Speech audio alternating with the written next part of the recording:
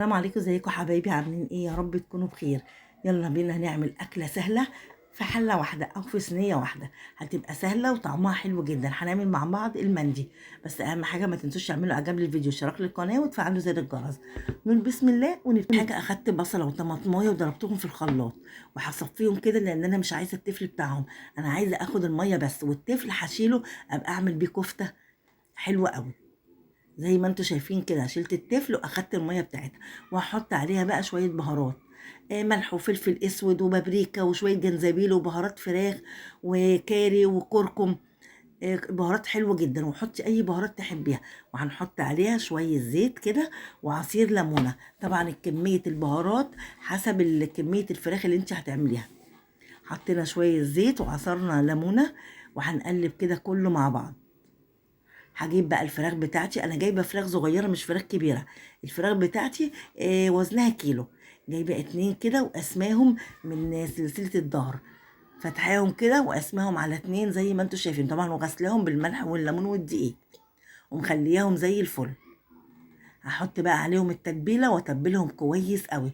ويا ريت بقى لو تبلناهم من بالليل لتاني يوم تبقى طعمها حلو جدا.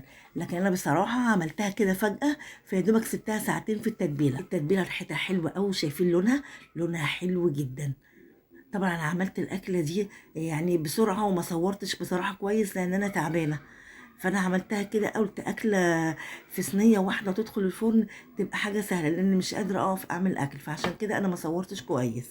وتبلتها وهسيبها زي ما قلت لكم ساعتين كده، وبعد كده هنشوف هنعمل ايه. شويه التتبيله اللي هي بقت مني، رحت حاطه عليها نقطتين من اللون الاحمر، اللون الغذائي اللي احنا بنحطه على البسكوتات، على التورته، على اي حاجه مصرح بيه. احط نقطه واحده، شايفه بقت لونها احمر، عشان زي المندي اللي بتاكلوه بره بيبقى لونه محمر. وهجيب بقى الصينيه اللي هعمل فيها المندي، وجبت نص كيلو رز بسمتي وغسلته. طبعا لازم ننقعه كده 10 دقايق قبليها، وغسلته كويس جدا وصفيته وحطيته في الصينيه، وحطيت عليه عودين قرفه ولومي وورق لورا وحبهان صحيح وفلفل اسود صحيح وقرنفل، حبيتين تلاتة كده قرنفل. وحطيت الملح طبعا حسب كمية الرز، وحطيت قرن فلفل كده حراق زي ما هو، عشان اخد الطعم منه ما يبقاش الرز حراق، نقفله وما نفتحوش. وحطيت شوية زيت ونص معلقة سمنة. ما نحط سمنة كتير لان لسه الفراخ هتنزل الايدام بتاعتها، هتبقى الرز حلو جدا.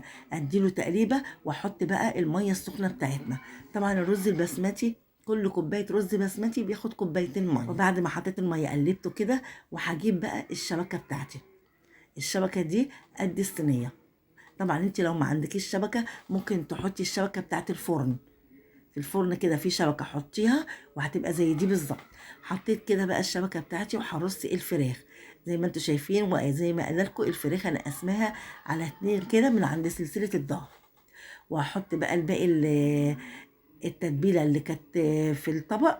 وهحط بقى ايه التتبيله اللي انا حطيت عليها اللون الاحمر. شايفين اللون حلو جدا، ولسه كمان لما تستوي هتبقى تحفه. حطيتها بالشكل ده، ولازم احط الفراخ في النص، ما اجيبهاش من على الحرف، عشان كل اللي ينزل من الفراخ ينزل على الرز. طبعا الرز احنا ما حطيناهوش لا كركم ولا كاري ولا اي لون، هو هيتلون من الفراخ. بعد كده بقى هجيب ورق الزبده وهبلها ميه عشان ما تلزقش في الفراخ، وهغطي بيها الفراخ. بعد كده افرد عليها ورقه ألمونيا، وهدخلها الفرن، هتقعد معايا لمده ساعه. المندي بتاعنا بقى بعد ساعه، شايفين اللون؟ الله على الجميل، تحفه. طبعا انا بعد ساعه شلت بقى ورق الألمونيا من عليه وشغلت الشوايه، اخد اللون ده وطلعته. الرز بقى زي ما انتوا شايفين، الرز كان طعمه تحفه وطري كده وجميل جدا، واخد اللون الاصفر من لون الفراخ. عشان بقى اديله لون حلو زي اللي بيتباع بره، رحت جايبه بقى اللون برضو الاحمر وحطيت عليه نقطتين كده صغيرين او 3، وهقلبه كده مع بعض. الله على اللون بنحطه بعد الرز ما يستوي عشان يدينا اللون، وهقلبه هيبقى اللون تحفه. بعد كده بقى ولعت فحمه زي ما انتوا شايفين عشان الفراخ تبقى مشويه، وحطيتها في ورقه ألمونيا وحطيتها في نص الفراخ، ونزلت عليها بشويه زيت، ورحت مغطياها على طول عشان تتكتم وتاخد ريحه وطعم الشوي. المندي بتاعنا بقى بعد ما خلص، شايفين شكله تحفه وطعمه كان حلو جدا.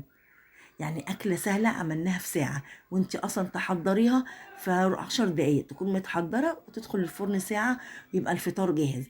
طعمه حلو جدا، الرز والفراخ كانت مستوية، والرز كان طعمه حلو قوي، كل اللي أكله عجبه قوي، تحفة. يلا بقى جربوا الأكلة دي وقولوا لي رأيكم في الكومنتات، وأهم حاجة ما تنسوش تعملوا إعجاب للفيديو واشتراك للقناة وتفعلوا زر الجرس. والسلام عليكم ورحمة الله وبركاته.